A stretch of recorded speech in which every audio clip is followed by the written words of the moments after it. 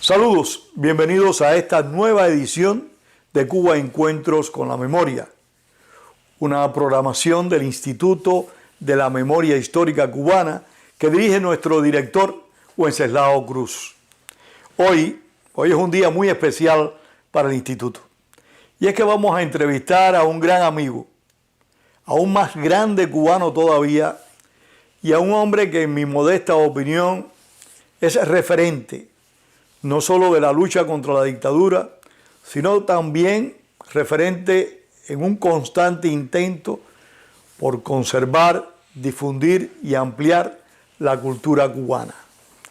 Me refiero a un hombre de letras y de armas, Juan Manuel Salvat, un sagüero ilustre que realmente viste de lujo a la provincia de Las Villas. No voy a decir Villa Clara, Las Villas.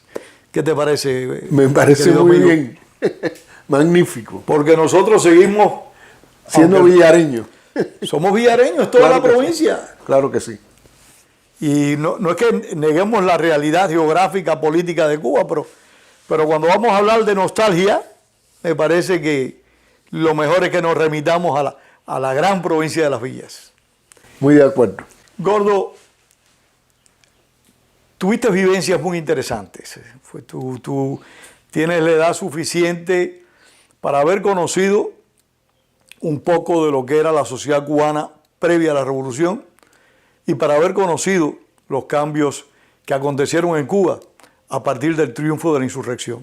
Háblanos de eso. Sí, Cuba realmente yo tengo un amor por Cuba extraordinario. Y esos años, los 20 años que viví en Cuba, pues realmente fueron años muy felices.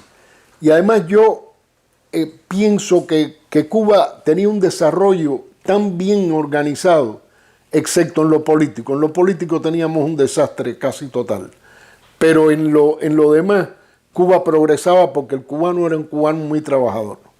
Yo recuerdo siempre los cuentos de mi padre. Mi padre no tenía un centavo. En cuarto grado tuvo que irse a trabajar porque abuelo le pidió que trabajara para poder mantener a su familia. Papá trabajó en el campo, después fue pesador de caña, después se casó y mamá y él empezaron a ahorrar porque mamá cocinaba para los guajiros y entonces iba ahorrando para comprar una bodeguita en Sagua. Y ahí empezó y se levantó, hizo su pequeña fortuna, educó a sus hijos. Era una persona respetada en la comunidad. Y entonces tú dices, bueno, Cuba era abierta completamente al que quería trabajar, el que quería progresar. Y así progresó Cuba también desde abajo. Pero en lo político sí tuvimos fallos tremendos desde Estrada Palma con el continuismo que quiso hacer, que degeneró en una guerrita, en otra intervención. Y así pasó continuamente hasta llegar al desastre completo, que estos 62 años de castrismo y de dictadura y de totalitarismo. Gordo, llegas a la universidad, y digo gordo porque tú eres uno de los pocos gordos que le dice a sus amigos, díganme gordo. Sí, firmo gordo. Y firma gordo. Y eso es muy importante. O sea, no tiene complejo con la gordura. Y eso habla muy bien de ti. Salvat, ¿estabas en la Universidad de La Habana cuando triunfa la revolución? No, bueno, la universidad estaba cerrada. cuando abre la universidad, ya te habías me registrado. matriculo porque empiezo a estudiar Derecho allí y Ciencias Sociales, que en Ciencias Sociales fue cuando las elecciones de la FEU, que salí yo secretario general de la, vicesecretario general de la Escuela de Ciencias Sociales. De la Universidad de La Habana. De la Universidad de La Habana. Eso estamos hablando ya del año 59. En el año 59. Ahí empezamos a hacer el periódico Trinchera, ahí empezamos a luchar por cambiar la universidad, era lo que queríamos nosotros, porque la universidad había tenido el bonchismo, había tenido todas esas cosas que eran una herencia mala para la universidad. Y era una herencia mala para la República también. También. Los líderes universitarios se metían en la política de la manera más violenta que se les ocurriera. Así mismo. La semana pasada tuvimos la oportunidad de conversar ese tema con Juan Valdés y lo apuntábamos, que muchos dirigentes universitarios cubanos, muchos dirigentes estudiantiles le hicieron más daños a la República que bien, porque llevaron el ganterismo a la política. Sí, no, y los cuentos que yo recuerdo que me hacían, inclusive de figuras que después estuvieron en el directorio estudiantil contra Castro, contra Batista, que en su manera de actuar en la universidad era muy pobre, porque eran gánsteres. Sí, era su naturaleza. Y algunos de ellos que combatieron también al régimen de Castro, también se comportaron como tal en un momento de su vida. Pero ¿cómo era esa universidad en el año 59? Como estudiar era muy difícil porque estuvo cerrado varios años y entonces ese año fue demasiada gente. Yo me recuerdo clases de economía, en un anfiteatro había 100 estudiantes. Aquello era una cosa tremenda. Pero sí había un espíritu muy grande de estudiar, de superarse, de crear un compañerismo. Y nosotros queríamos influir, y el periódico Trinchera que dirigía Alberto Müller fue muy importante. Nosotros también publicábamos el periódico de la Escuela de Ciencias Sociales que se llamaba Manicato, que se lo dirigía Ernesto Fernández Travieso. Hasta que nos lo quitaron, ya cuando empezaron las luchas, que eso fue muy temprano en la universidad, nos quitaron Manicato y entonces publicamos Aldabonazo, hasta que nos expulsaron de la universidad. Pero antes de llegar a esa expulsión de la universidad, que eso es muy importante que lo recordemos, en la universidad se vivía la política muy intensamente en el año 59. Sí, sobre todo cuando las elecciones de la FEU, que eso fue en marzo, creo, no recuerdo bien ahora, que inclusive el gobierno Castro quiso parar esas elecciones, que iban por un lado Boitel, Pedro Luis, y por otro lado Rolando Cubero. No, fue más avanzado de marzo, fue un poquito más a mediados de año. Sí, es posible, yo recuerdo ahora exacta la fecha. Y entonces ahí hubo ya un espíritu de pugna muy grande por parte del gobierno. Y hubo fallo. A nosotros cometimos un fallo ahí con Pedro Luis. Yo después lo hablé con él, porque yo decía, Pedro Luis es del 26 de julio. Nosotros lo que queremos apoyar al directorio y por eso masivamente luchamos porque saliera Cubela.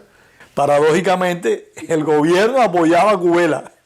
Y después el gobierno apoyó a Cubela. Eso fue una realidad muy dolorosa. Y eso es por desconocimiento, porque yo no conocía a Pedro Luis, y ni a Alberto, ninguno de nosotros. Pero Luis estaba en ingeniería y nosotros estábamos en... Pedro Luis había estado exiliado en Venezuela por cierto tiempo, había llegado a Cuba, se incorporó al estudio y al trabajo. Pedro Luis Boitel, dirigente estudiantil, el Instituto de la Memoria Histórica, tiene un documental dedicado a su memoria, lo invitamos a que lo vean en las redes, se llama Boitel muriendo a plazos. Un hombre increíble, de mucho coraje, de mucha entereza moral y de una grandísima dignidad. Pero, Salvat, ustedes viven esa confrontación entre el 26 de julio y el directorio, que paradójicamente el 26 de julio apoyaba al candidato del directorio y no apoyaba a su militante, que era Pedro Luis Boitel, que era dirigente del 26 de julio. Esa pugna entre esas dos fuerzas afectó los derechos, las libertades de ustedes, los estudiantes. Bueno, los querían haber afectado, porque Castro quería que no hubiera elecciones, que se pusiera de acuerdo todo el mundo y hubiera un solo candidato. Y nosotros nos opusimos a eso sí nos opusimos radicalmente, ¿no? Aquí tiene que haber elecciones y que salga el que más votos tiene. Y se logró además, ahí la fuerza estudiantil ahí demostró que quería elecciones y Castro no tuvo más remedio que aceptar eso y aceptar. Y en las elecciones sale Rolando Cubela de presidente de la FEU. Que en ese momento Rolando Cubela era comandante del ejército rebelde, del directorio, había sido herido en un enfrentamiento, en una escaramuza, y tenía un gran prestigio en las huestes del gobierno revolucionario. Yo nunca pude después tener una conversación con Rolando para que me explicara por qué él bajó la guardia y aceptó la dirigencia de Castro en casi todo. Eso no me lo puedo explicar y nunca lo hablé con él a la verdad. Lo vi en el exilio, pero ya muy rápido y no pude conversar. Una pena porque Rolando Cubela, que lamentablemente no está en condiciones ni físicas ni mentales para poder sostener una conversación con él sobre este tema, habría tenido mucho que contar sobre esa etapa de la historia de Cuba. Hay que recordar que Rolando Cubela después se preparó para hacerle un atentado a Fidel Castro. O sea, un hombre que evidentemente cometió errores, en mi opinión, pero que a la vez tuvo el coraje que le falta a muchas personas de tratar de rectificar esos errores, poniendo en riesgo su vida y cumpliendo largos años de cárcel. Así mismo. Yo creo que es válido recordar estas cosas. Yo creo que sí. Podemos meter el delicado Yo pie. creo que sí. Yo recuerdo la primera vez que lo vi en el exilio fue en una misa de un 13 de marzo por José Antonio Echeverría y los otros que murieron en esa actividad contra Batista. Y yo lo saludé y lo abracé y todo. No había ninguna... No había resquemor. Sí, hubiera querido una explicación, entender su mentalidad y por qué él había hecho las cosas, porque para nosotros cuando lo apoyamos era un candidato primero del directorio y después que era un tipo capaz, que realmente había hecho las cosas bien y que podía hacer oposición siguiendo a Castro, porque ya en aquella época nosotros teníamos muchos resquemores y mucho cuidado con Castro, porque veíamos su esencia. Ustedes eran ya potenciales conspiradores. Sí, por la esencia. Yo recuerdo que el primer discurso de Castro yo dije, este tipo no me gusta, porque el ego se le nota enseguida y el deseo de poder y del poder absoluto se le notaba. Siempre fue así Fidel Castro. El que diga otra cosa es porque no quiso verlo. Claro. Pero realmente siempre fue un déspota, un hombre con voluntad impositiva, un dirigente populista con vocación total y absolutamente autoritaria. Ahora, Manolo, la situación dentro de la universidad empieza a cambiar, o sea, se empieza a vivir un clima de intimidación, de inseguridad. ¿A partir de cuándo? El punto vital, te diría, fue el Parque Central, en febrero de 1960, porque ya había una lucha, pero no había todavía una cosa pública. Ya había pugna entre los castristas y los anticastristas. Ya continuamente en la universidad y en la FEU, Alarcón por un lado y todos nosotros por el otro, todo era pugna allí.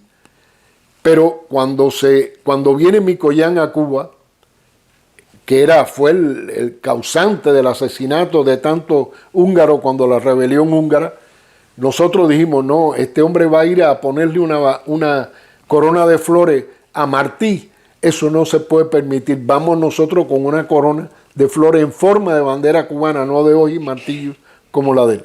Y organizamos un grupo grande de estudiantes para ir al Parque Central. Eso fue el 6 de febrero del 60. El 5 de febrero. 5 de febrero. De 1960. Tienes mejor memoria que yo, evidentemente. Bueno, es una cosa que lo viviste. Es una fecha demasiado importante en la vida de nosotros. Yo recuerdo que un año después se convocó una huelga general estudiantil, el 6 de febrero del 61. Sí, cómo no. Estábamos estudiando bachillerato cuando eso. Caigan los libros hasta que caiga el tirano. Ese era el lema de aquella. Y ese fue el pretexto que utilizó la dictadura para expulsarnos a un grupo de nosotros. Que por cierto, aquí hay una de esas personas que fueron expulsadas, Helio Casella, sí, que tiene una óptica aquí en la ciudad, fuimos varios los expulsados, José Antonio Albertini, Luis Salvador Albertini, varios los expulsados aquel día, 6 de febrero del 61, pero no estamos hablando de mí, estamos hablando de ti. Bueno, es parte todo de la historia. ¿Verdad que sí? Todo juega con la historia. Y ese 5 de febrero del 60, ustedes se reunieron en el Parque Central, ¿y qué pasó? Llegamos al Parque Central por distintos lugares, porque cada uno fue por su cuenta, y cuando llegamos ahí ya nos estaban esperando. Claro, aquello no era una cosa secreta, era una cosa que en la universidad se habló libremente, una convocatoria abierta, invitando a estudiantes que fueran allí. Estaba la policía, pero había también mucha gente del partido y todo eso para crear una represión en ese día. Y inmediatamente que llegamos nos rompen la corona, nos empiezan a llevar presos. A mí me llevan, fue de los primeros que cogieron y metieron en una perseguidora. Cuando la perseguidora arranca, yo me acuerdo siempre, y esto siempre nunca se me va a olvidar, que Alberto se tira delante de la perseguidora para que no me llevaran. Y efectivamente cogieron a Alberto y lo situaron. Pero Alberto lo metieron conmigo. Siempre fue un hombre entregado por completo a la lucha y fiel con sus amigos. A mí me dio mucha alegría que lo cogieran preso, ¿sabes? Porque era más fácil ir los dos presos que irme solo para el G2. Hay que decirlo, ese mal entre muchos duele menos que entre claro pocos. Que sí. Yo siempre se lo digo. Y nos llevan a los dos para el G2. Al resto se lo llevan para la primera estación. Y ahí nos hacen un interrogatorio a Alberto separado y a mí por otra cuenta. Al rato ya nos llevan para la primera. Bueno, ahí tuvimos una visita de un gran amigo nuestro, bueno, ahora se me olvidó el nombre, que después murió en Bolivia con el Che, que era miembro de la agrupación y todo. ¿De la agrupación católica? Sí. Porque nos decía, ¿y por qué ustedes han hecho esto? Le digo, coño, esto primero es un acto de libertad. Cuba, si quieres ser libre de todo el mundo, tú tienes el derecho de protesta y de decir tus cosas. Tabito de la Concepción. Se llamaba. Él murió combatiendo con Guevara allá en Bolivia. Sí. Era médico, se hizo médico después y fue uno de los médicos del Gustavo grupo Machín guerrilla. No Gustavo Machín, Tabito de la Concepción, no me acuerdo ahora el segundo apellido de él, pero ese era el nombre de él. Muy buena persona, pero que después se entregó, bueno, y hasta murió por una causa equivocada. ¿Equivocó la ruta? Totalmente. Equivocó la ruta. Lamentablemente. Y entonces salieron de ahí, después lo soltaron. Y después nos soltaron al otro día, pues ya nos soltaron a todos. Por supuesto, ¿retornaron a la universidad o no? Si no, volvimos a la universidad, pero ahí entonces hay una convocatoria, la FEU, para expulsarnos. A Alberto, a Ernesto Fernández Travieso y a mí. Rolando Cubela, en ese momento presidente de la FEU. Presidente de la FEU y hubo una primera convocatoria en la Plaza Cadena y fueron muchos estudiantes y en ese momento Rolando no nos expulsa. ¿Por qué?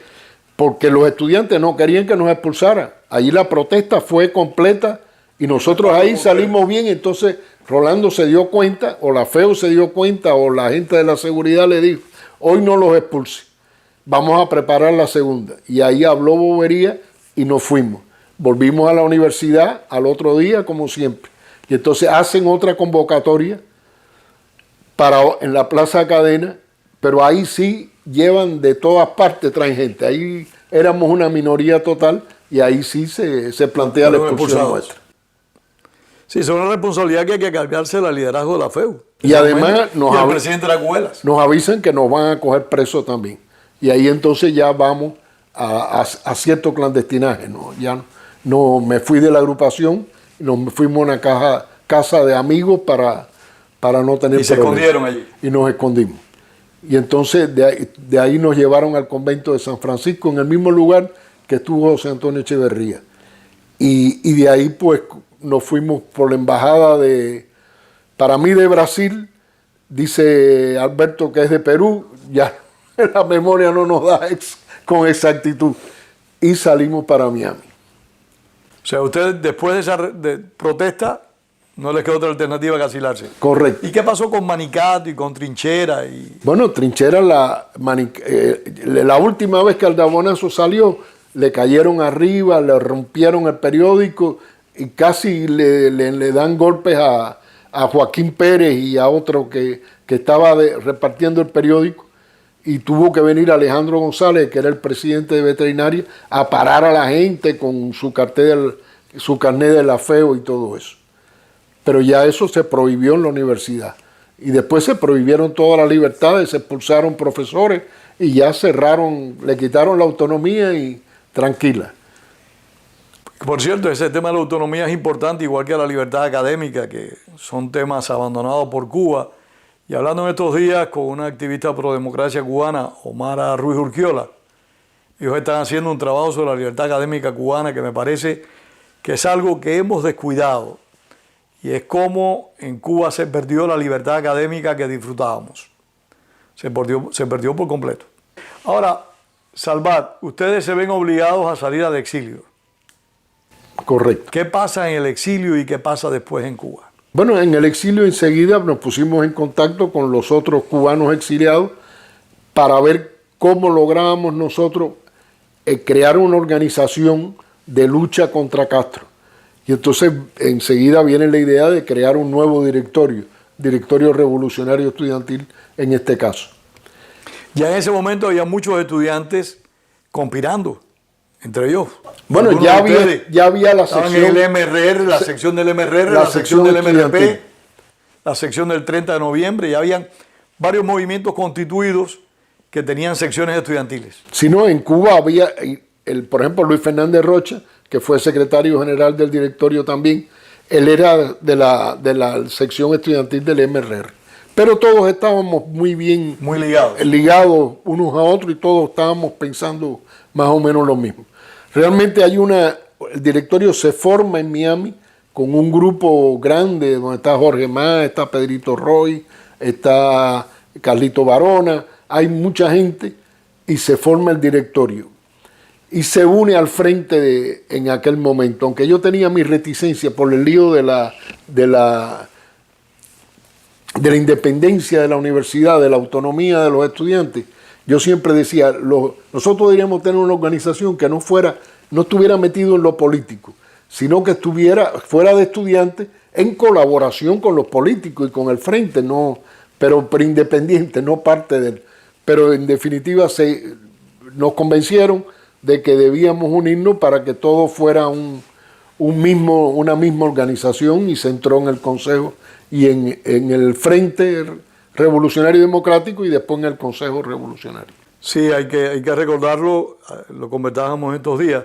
El Frente Revolucionario Democrático fue constituido en el 60 y fue una sombrilla de numerosas organizaciones que enfrentaron la dictadura de los Castro. Posteriormente ese frente mutó al Consejo Revolucionario, y una organización poderosa, auspiciada por Estados Unidos, hay que decirlo, en gran medida influenciada y financiada por Estados Unidos, fue la organización que patrocinó la Brigada 2506. Correcto. Sí, así mismo fue. Usted que conoce la historia de primera mano. No, pero así mismo fue. Yo era un muchacho en esos momentos, pero hemos transitado ese camino. La idea nuestra de formar el directorio era formar el directorio para que consiguiera ayuda y volver a Cuba a luchar contra el régimen, lo cual es lo que hicimos, ¿no? Hubo contacto también con los Estados Unidos, con los americanos, específicamente con el CIA. Hubo promesas de que nos iban a mandar armas, que nos iban a mandar ayuda. Al directorio. Al directorio y a todos los movimientos que estaban luchando en Cuba. Y entonces primero se infiltra de nuevo Alberto en noviembre del 60. Alberto ingresa clandestinamente a Cuba en noviembre del 60. Ah, correcto.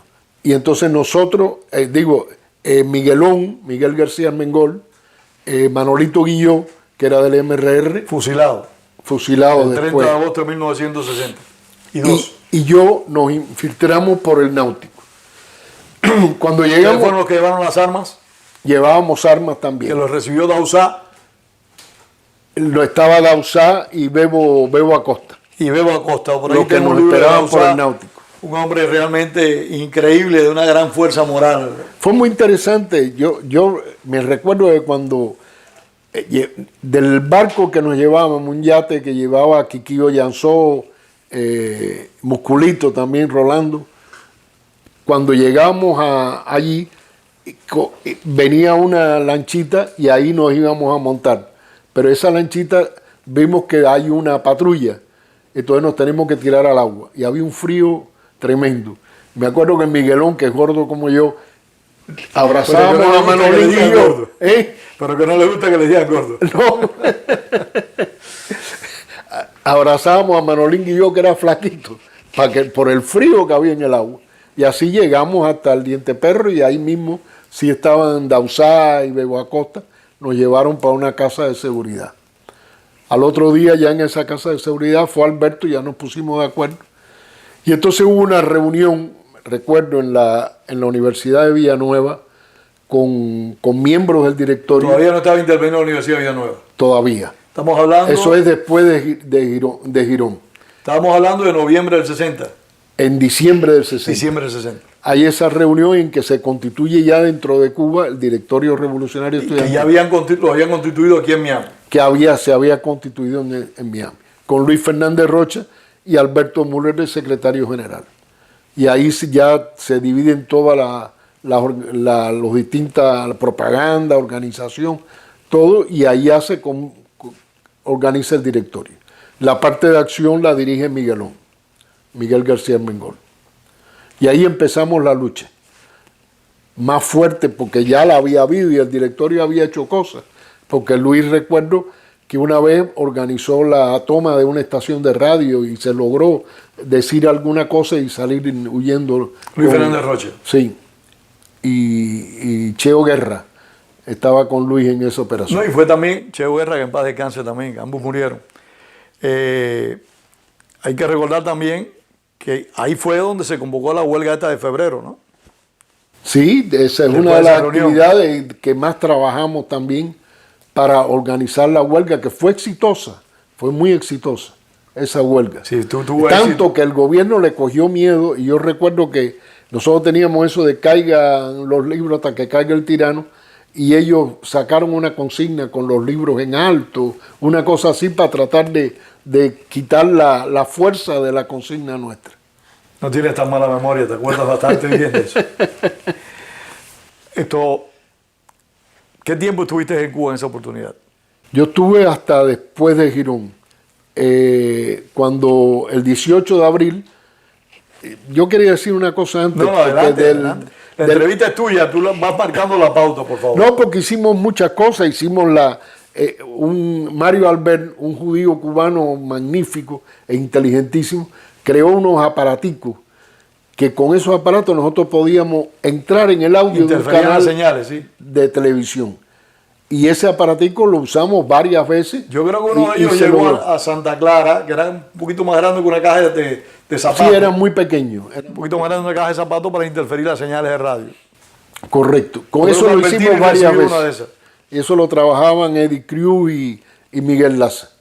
Y realmente logramos entrar en esa señal y de echar nuestros discursos ahí varias veces. Eso después, cuando ya estando en el segundo exilio, lo hice también en un barco. Fuimos en un barco hasta cerca de Cuba con esos aparatos. Después nos habla de qué cosa es el segundo exilio, porque lamentablemente para mí seguimos en el primero.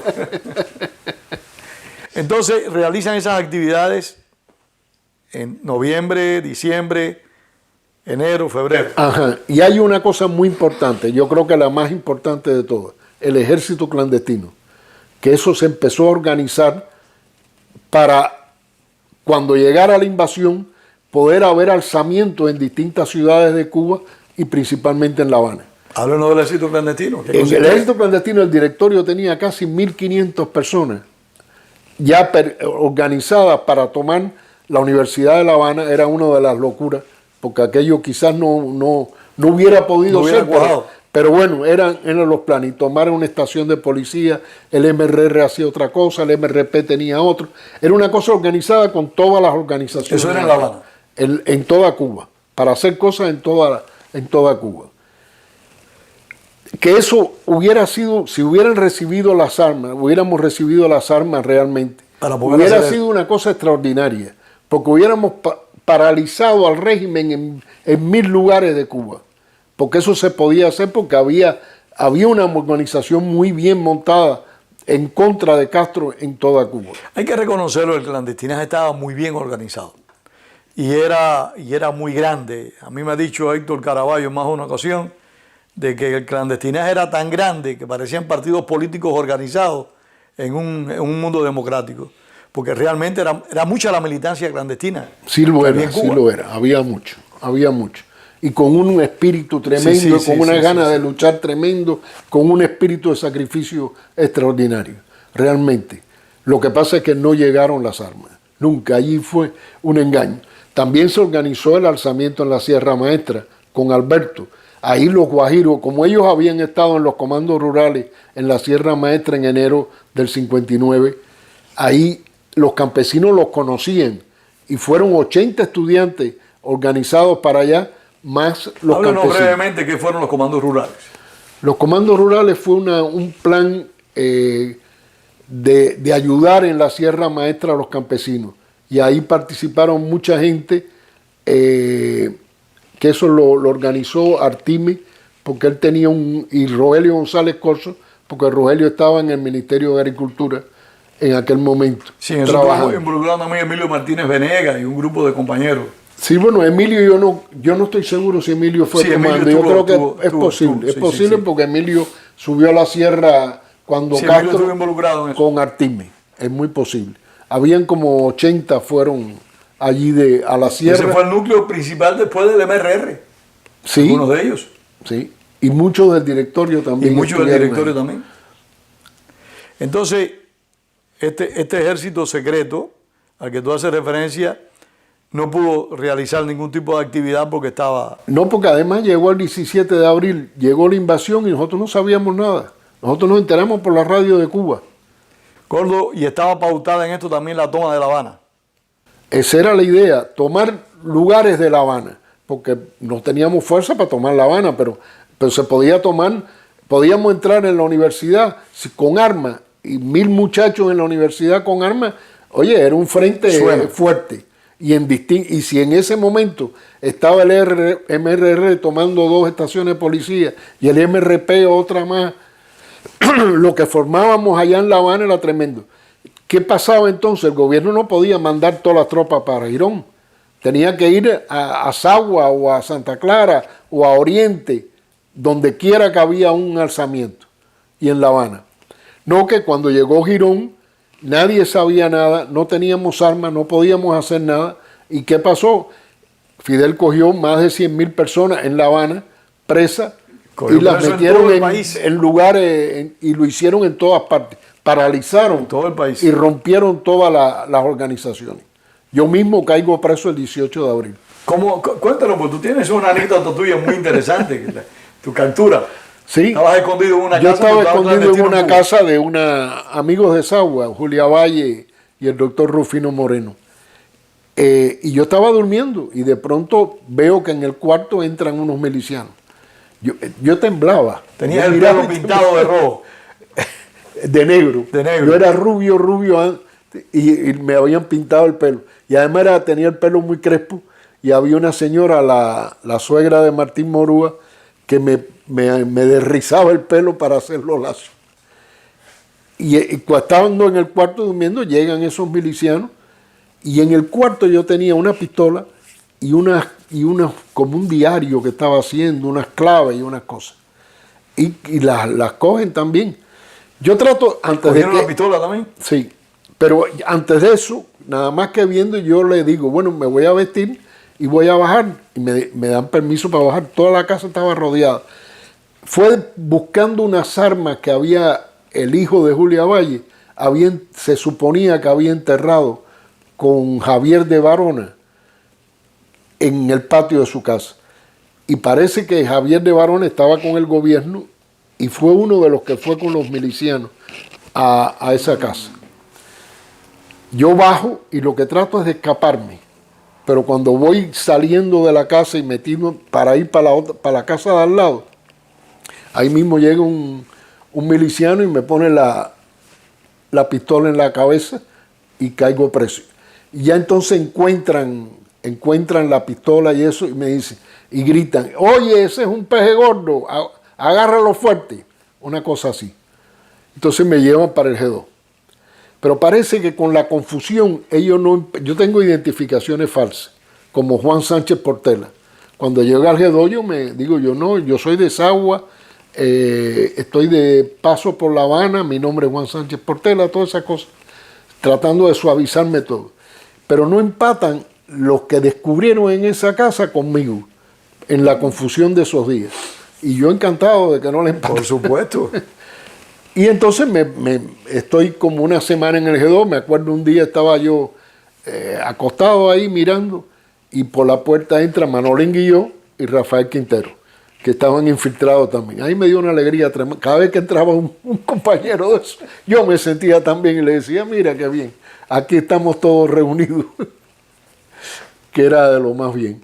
Uno se sentía bien, sí. Triste y bien a la vez, sí. las dos cosas. La hermandad, porque la soledad debe ser horrible cuando te separan de todo tu grupo y es mucho más duro. Cuando tú estás unido a tu gente, te es más fácil todo. El bastón necesario. Y de ahí, del G2 me llevan para la cabaña y también a Manolín Guilló, a Rafaelito Quintero, a muchos. De ahí, de los que estaban en el G2, que eran un montón. Cuando eso era todavía en Quinta y 14, no habían inaugurado Villa Marista. En Quinta y 14. Cuando estamos en la cabaña, yo recuerdo que Orestes García me dice, aquí hay que organizarse para luchar y para eso. Le digo, no vamos a organizarnos para comer primero, tranquilo, porque aquí hay que sobrevivir de todas maneras, porque no escaparse de aquí era casi imposible. Lo logró, era bien complicado. Lo logró Carlos Alberto, creo. No, Carlos Alberto se fugó de Torrén. Ajá. Y de la cabaña se fugaron a Aruca. Y se fugó otro héroe de la lucha contra la dictadura, Irán González, un hombre también de mucho coraje, uno de los fundadores del movimiento 30 de noviembre. Pero Irán fue organizado, ¿no? Sí, parcialmente, y los de Aruca también, porque se vistieron con ropa de mujer y salieron... Sí, no, yo pensé que a Irán lo habían... Porque Pruna se fugó del Príncipe. Al que sacaron del G2 fue al del MRR, a uno de... al que sacaron fue a Blandín. Ajá, correcto. A Blandín, esa fue la operación que dirigió el R, sí. Que la dirigieron, que murió después de un atentado a Carlos Rafael Rodríguez. Esa gente eran muy valientes. Estoy buscando un libro que nosotros le tenemos dedicado a él, pero no eres tú el único que tiene mala memoria, yo también la tengo.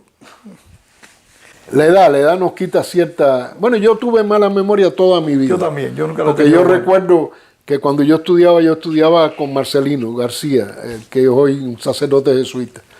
Y Marcelino en media hora tenía ya listo el estudio. Y yo tenía que seguir 2 horas, 3 horas. Sí, es que lamentablemente es así. Pero bueno.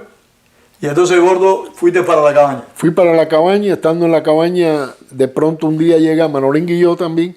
Me dice, gordo, que eso es una suerte, el que te digan gordo, porque si dicen salvarme, me revientan. Y con el gordo pasaba a todo el mundo y no tenía problema.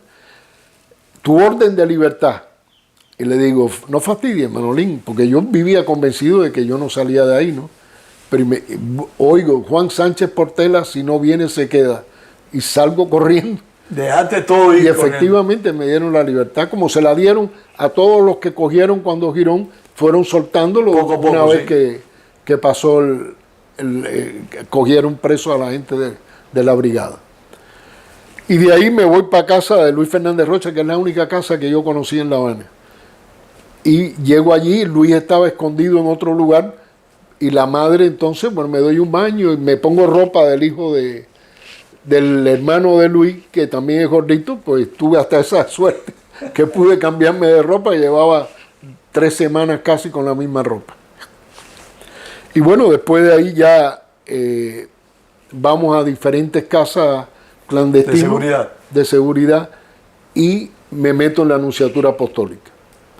Estando en la Anunciatura, me pongo en contacto con Julito Hernández Rojo. ¿No te hicieron lo que le hicieron a Cosío? Que falleció allá, que prácticamente lo entregaron, que lo tirotearon.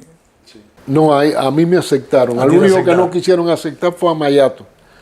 Luis Mayato era un muchacho que tuvo problemas de nacimiento y tenía ciertos impedimentos físicos. Y era un combatiente de primera, iba con la caja de C3 y C4 en la guagua, era una cosa extraordinaria. C3 y C4 fueron explosivos que se usaron en esos tiempos. Y Mayato quiso entrar y el ayudante del nuncio, que era, no me acuerdo el nombre de él, que era medio amiguito de los Castro, Izquierdoso. no quiso que entrara y formamos un lío, fuimos a ver al nuncio y logramos que entrara Mayato. En la anunciatura entonces yo le dije, lo que tengo que hacer es irme para Miami de nuevo, a ver cómo reorganizamos esto y volvemos de nuevo y seguimos.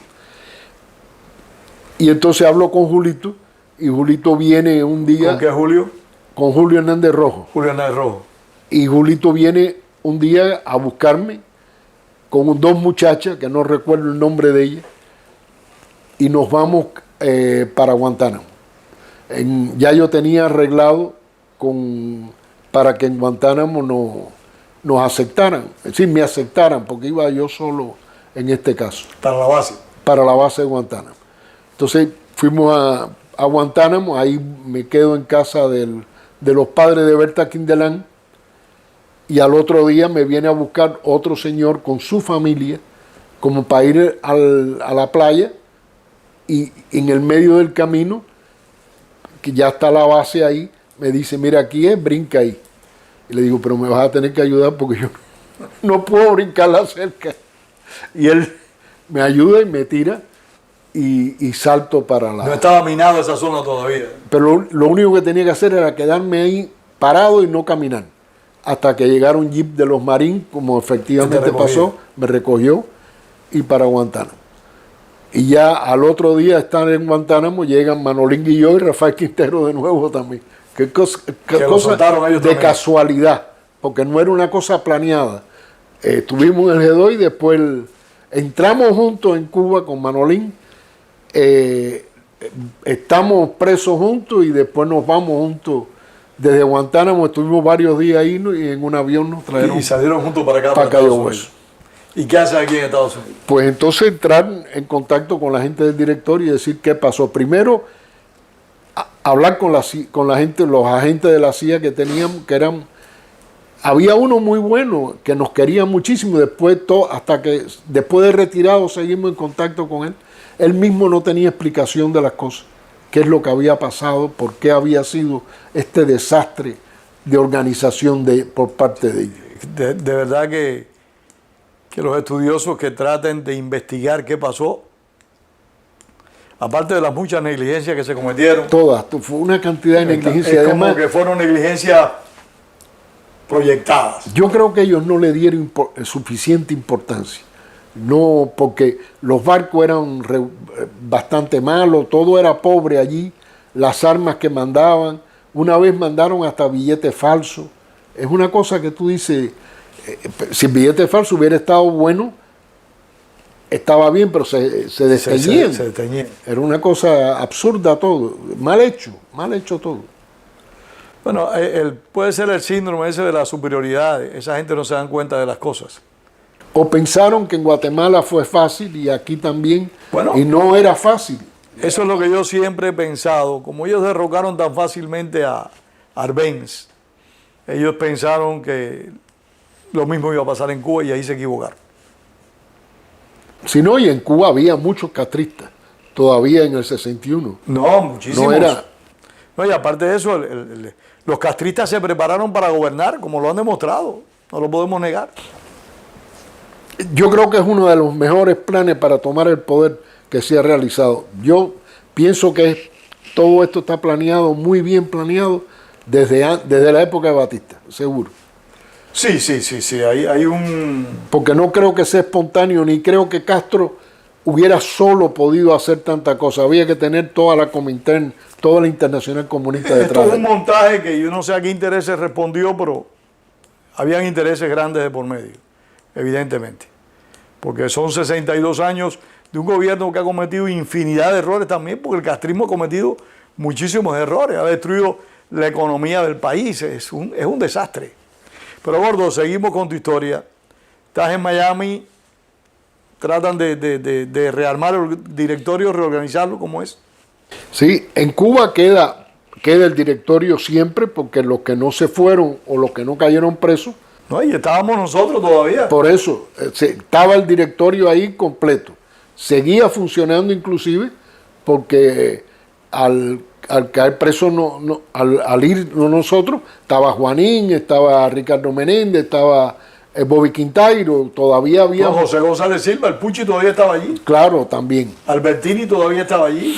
No, y en Oriente también, y en Camagüey, Sí. en todas las provincias había gente importante que todavía estaba en el directorio. Estaba más dormido porque después de Girón hubo una decaída un golpe tremenda, muy grande, porque fue muy grande. Pero se mantenía. Entonces aquí lo que era reorganizarnos, buscar de nuevo ayuda para volver a Cuba. Y al mismo tiempo otras cosas, porque aquí se creó, el directorio logró crear en América Latina, en cada país de América Latina, una delegación. En ciudades de Estados Unidos se crearon delegaciones. Se creó una organización realmente importantísima. Aquí, tan importante que cuando cayeron presos Alberto, Miguelón y todo eso, las campañas que se hicieron pudieron ayudar a que no lo fusilaran. Bueno, por eso no lo fusilaron, por la campaña intensa que realizaron. Porque era campaña de presidente, de república, llamando a Cuba diciendo no fusilen a Alberto Müller, no fusilen a Miguel García Mengol. Y con eso se logró muchísimo. Y además se lograron... Bueno, no fusilaron a nadie de esa causa. Se lograron muchísimas cosas. En Venezuela, por ejemplo, el directorio tenía una gente, estaba metido en la universidad y era la fuerza más importante en contra de los comunistas en la Universidad de Venezuela. Y en todas las partes tenían una actividad tremenda y lograron hacer muchísimo porque los delegados eran muy buenos, Se trabajaba duro. Y en Estados Unidos también había delegaciones que también buscaban recursos económicos que mandaban, porque nosotros tuvimos ayuda para hacer propaganda en América Latina por parte de los Estados Unidos, pero la ayuda militar no nos la daban. Y ya nosotros no la queríamos depender de nuestras propias cosas. Y por eso estábamos buscando dinero para comprar las armas, etcétera, ¿no? Salvat, ¿y intentas regresar a Cuba, vuelves a regresar a Cuba? O... Yo trato de volver a Cuba en una operación de acuerdo con Juanín en Cuba, que era el que estaba al frente del directorio. Juanín Pereira. Juan Pereira Valera. Magnífico, un hombre extraordinario, la verdad. Primero un santo, porque era un hombre bueno. Y después valiente y un amigo increíble. Tan amigo que él no tenía que ir a esperarme. Y fue a esperarme. Fue a esperarte. Y ahí lo matan, ¿no? Ahí lo mataron. Cuando nosotros llegamos al punto, no había las luces que se supone para poder entrar nosotros. Y no podíamos hacer nada entonces porque ya lo habían matado y habían liquidado la operación. La verdad que fue un golpe duro. Eso fue en diciembre del 61. Eso creo que fue en diciembre del 61.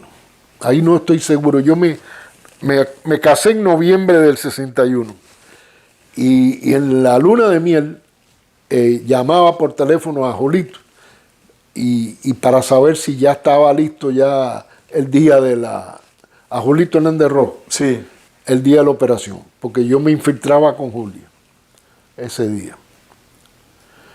Pero bueno, se desbarató y cuando llegamos aquí teníamos la noticia de la muerte de Juanín. Recuerdo estar hablando con Ernesto Fernández Travieso y la vocación de sacerdocio de Ernesto viene casi prácticamente ese día. De Juanín. Cuando se entera de la muerte de Juanín.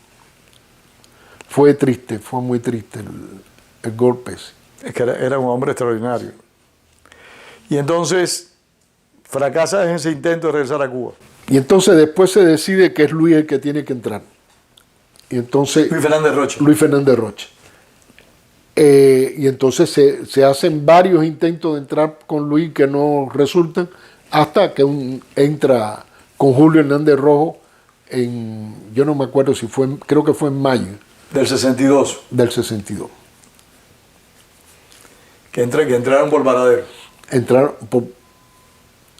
Sí, no sé, sí, entraron exactamente. Sí, que ahí estaba Nicolás Pérez Díaz Argüelles, que en paz sí. descanse, también director del Instituto de la Memoria Histórica y uno de sus fundadores, un gran amigo, un gran compañero. Si hay hasta un tiroteo, pero no tiene nada que ver con la infiltración. Eso Bernabé Peña, que estaba en el barco, me lo contaba después. Y ahí entra Julio Hernández Rojo y ahí es donde empieza la carrera ascendente de Mongo, de Rodríguez Menier. Sí, yo tengo entendido que Juanín no le gustaba a Mongo. Y yo no conocí nunca a Medina Bringuer. Yo tampoco, realmente. No lo conocí. Y me alegro de no haberlo conocido. Y prefiero no verlo nunca en la vida. Un delator y un... Sino, ese fue la destrucción del directorio. Fue el tiro de gracia. Cayó preso todo el mundo. Hay una forma, una idea de que había un plan de dejar salir a Luis Fernández Rocha para entonces organizar con Mongo en Cuba una entrada, a un ataque a Cuba, a alguna cosa de Cuba, del régimen, y ahí cogernos presos a todo el mundo y que entonces Medina Bringuer viniera para acá como secretario general del director, viniera para Miami. Yo no sé si eso es real. Eso era un complot que sí, parece que había. Eso creo que fue en el CIA dijeron algo de ese complot, de esa cosa que ellos estaban organizando. Pero cuando Medina Bringuer lo ponen, ya se ve que se sabe que es un espía del Castro, acaban con todo el directorio. Yo creo que, yo no sé, me han dicho que hay hasta 400 presos en Cuba. Quizás más. Ahí cayó el país completo, cayeron la gente de Santi Espíritu, la gente de Santa Clara. No, y de otras organizaciones, porque él conocía al MRR, tenía contacto con todas las organizaciones. Increíble. Pues el hombre se infiltró bien, lo hizo bien. Y por eso cometió un acto de traición realmente deleznable. Que después traiciona a Castro también. Son gente que no tienen una moral, no tienen una idea, ¿no? Traidor una vez, traidor toda la vida. Es verdad. No hay valores. No hay valores. Salvat, ¿y qué haces después? ¿No ingresas a Cuba?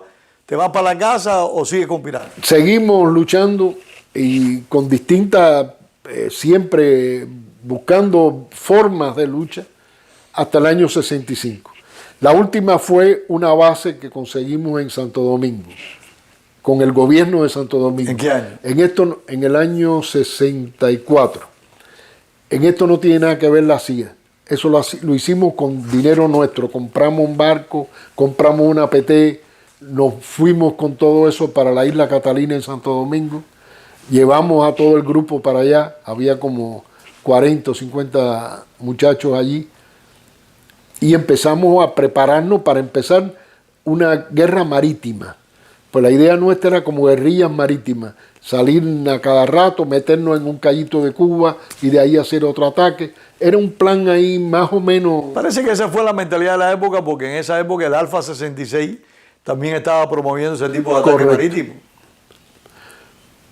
¿Y entonces qué hicieron? Y entonces, cuando ya estábamos listos para ir para la parte norte de Santo Domingo, donde estaba Menoyo, también viene una orden de que desmantelemos, que fue una presión del gobierno americano al gobierno americano, al gobierno dominicano. Y tuvimos que desmantelar y tuvieron que, bueno, salir. La PT se quedó allí en el río y ahí cuando el levantamiento que hubo en Santo Domingo... Del año 65. Se hundió la PT. Y el Juanín sí lo pudimos traer para acá, que después se pierde cuando la mamá de Alberto y la mamá de Miguelón van a Cuba en el barco, que nunca lograron nada, pensando que si llegaban ellas y pedían que soltaran a sus hijos y eso, una idea loca, pero se les dio el barco porque eran las madres de Alberto y de Miguelón. Eso fue un fracaso también. Sí, y ahí se perdió el barco. Y ya ni pedimos, ni peleamos el barco porque no valía la pena. No íbamos a ganar y ya no había posibilidad de hacer. Pero antes de eso tú estuviste involucrado en una acción comando en contra de un... Mira, se me había olvidado. Pero a mí no se me olvida. Que es la más importante de las... Fue una... ¿Cómo fue eso? Eso fue Gugú Basulto y Carlos Hernández Batea. Vienen un día y dicen, ¿tú sabes que va a haber una fiesta de ruso en el Rosita Dornedo? Debíamos hacer algo. Dijimos, vamos a preparar. Eso fue en el 62. Eso fue en agosto del 62. Vamos a prepararlo. Y entonces llamé a Chilo, que Isidro Borja estaba en México, y le dije, Chilo, ven para acá para que tú manejes el barco. Era en el Juanín, que ese era el nombre que le pusimos al barco del director. En memoria a Juanín. En memoria a Juanín. Entonces Chilo viene y ahí se crea un grupo. La PT en aquel momento, porque esto fue antes de lo de Santo Domingo, Sí. La PT en aquel momento era de Leslie Nóbrega y también se organiza, la gente nuestra va para la PT, otro grupo va en el Juanín. La PT iba a buscar un barco ruso y tirotearlo. Y nosotros para Rosita Dornedo a la fiesta de los rusos, con un cañoncito de 20 milímetros que compramos en el mercado negro. Y efectivamente, bueno, cogimos y nos fuimos y llegamos, tiroteamos y nos pudimos ir sin problema ninguno. Vinieron, se vio un barco a buscarnos, pero el barco nuestro era rápido y salió bien. Y pudieron escapar. Seguro. Y llegamos aquí. En el camino... Ya en ese momento estaba Manolón Guillot preso en Cuba, que lo fusilaron el 30 de agosto. Sí. Ya Manolín, el último viaje, Manolín dio como 3 o 4 viajes. Sí. De ida y vuelta, porque yo lo vi aquí también, después en Miami Beach varias veces. Él paraba en el Hotel Avalon.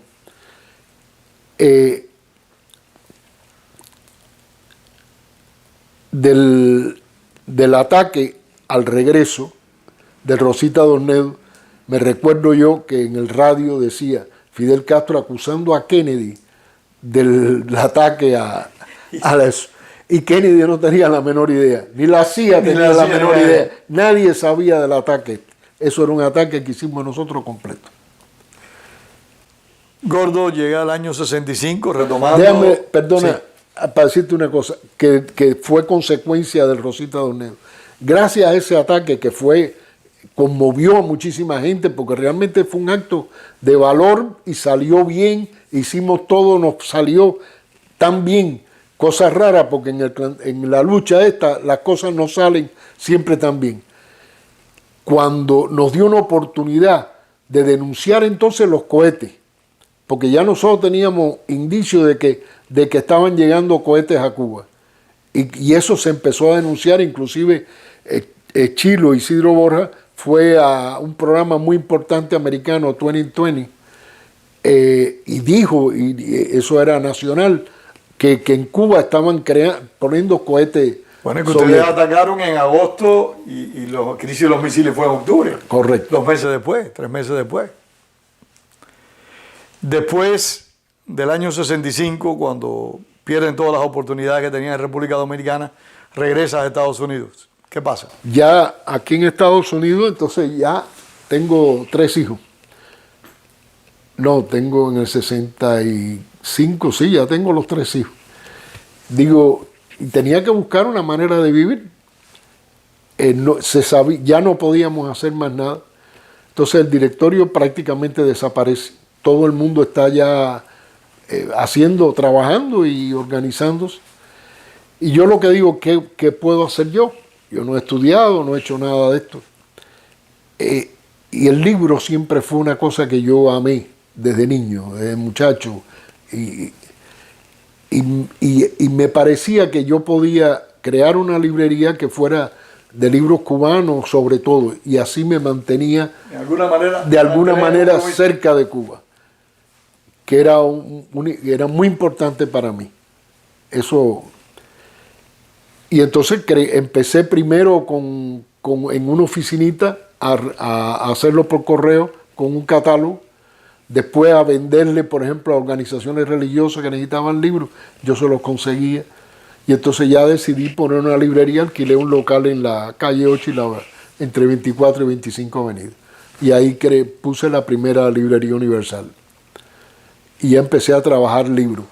Poquito tiempo después de empezar fue en el 65. Poquito tiempo después dije, vamos a publicar, si aquí hay tantos autores, tanta gente escribiendo, que se puede publicar y empezar a distribuir todos esos libros para que se sepa la verdad de los cubanos.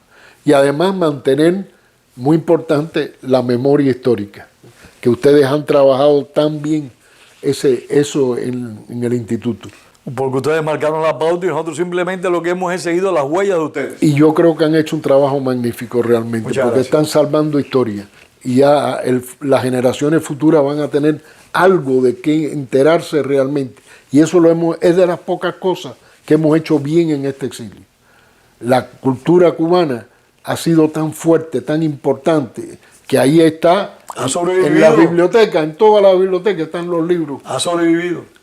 Para que la gente sepa lo que pasó realmente en Cuba. Y para que en el futuro los cubanos puedan aprender de los errores que se cometieron en la República y se cometieron después, para ver si Cuba alguna vez viven tranquilos. Yo espero que sí. Yo tengo fe de que en algún momento se le dé vuelta al plato. Y se pueda crear un país feliz. Y podamos tener un país feliz. Que lo veamos o no lo veamos es harina de otro costal.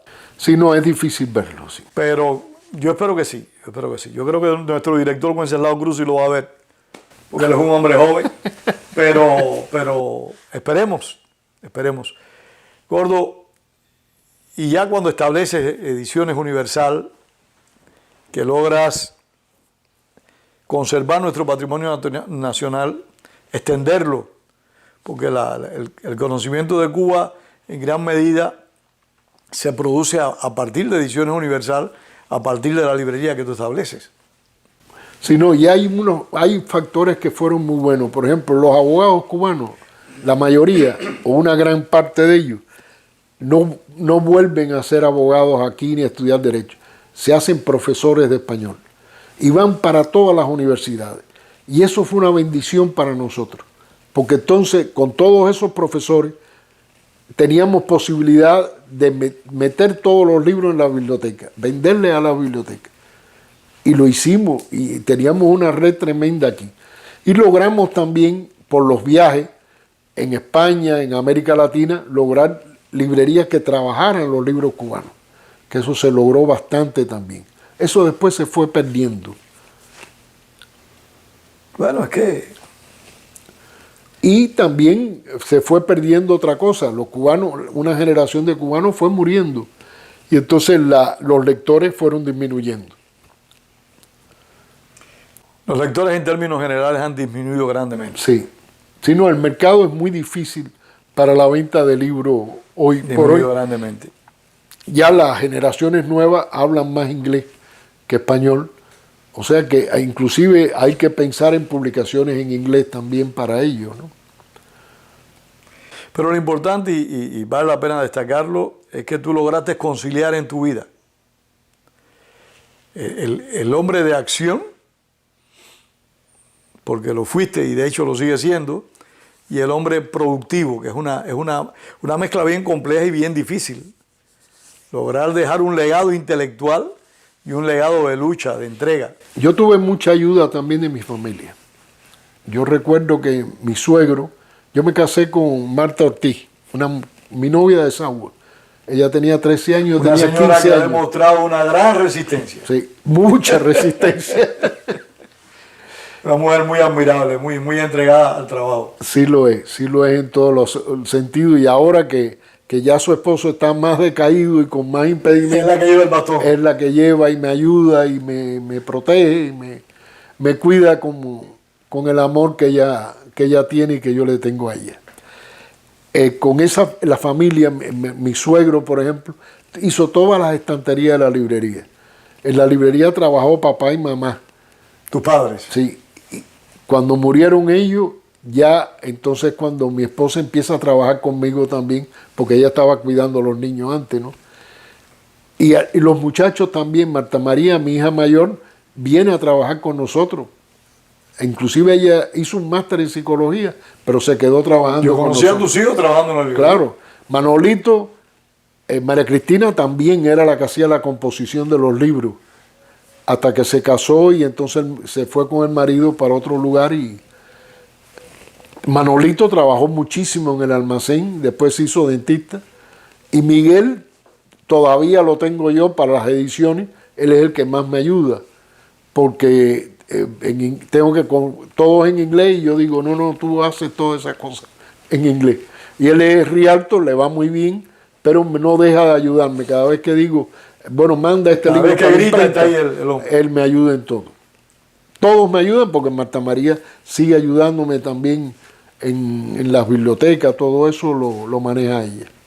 Juan Manuel Salvat, lamentablemente, como todas las cosas, llegamos al final y la pregunta acostumbrada, ¿repites esta vida? Yo sí, yo estoy contento de la vida que he tenido. Yo creo que a los 12 años yo fui a un retiro espiritual y que fue muy importante en la vida mía. Y yo dije, yo quiero luchar por Cristo y luchar por Cuba y luchar por mi familia.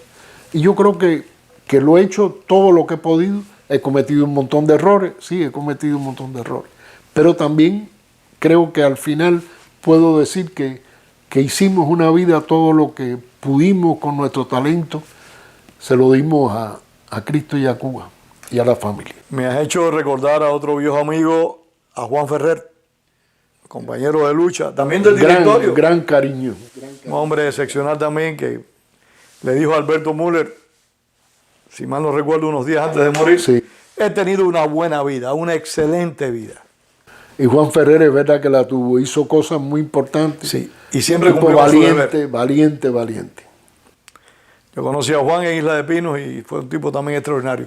Una lástima que no lo podamos tener en estos encuentros con la memoria. Juan Manuel Salvat, muchísimas gracias. Pedrito, gracias. Gracias a ti. Y hasta aquí esta nueva edición de Cuba, Encuentro con la Memoria, del Instituto de la Memoria Histórica Cubana contra el Totalitarismo. Como ustedes vieron, fue una entrevista interesantísima. Un hombre de una vida muy rica, de una familia de apoyo y de respaldo, como deberían ser todas las familias. Yo también estoy orgulloso de eso. Tengo una familia que me apoya y me cubre en todas las gestiones. Así que gracias a ustedes y gracias una vez más a Juan Manuel Salvat. Gracias, Pedro.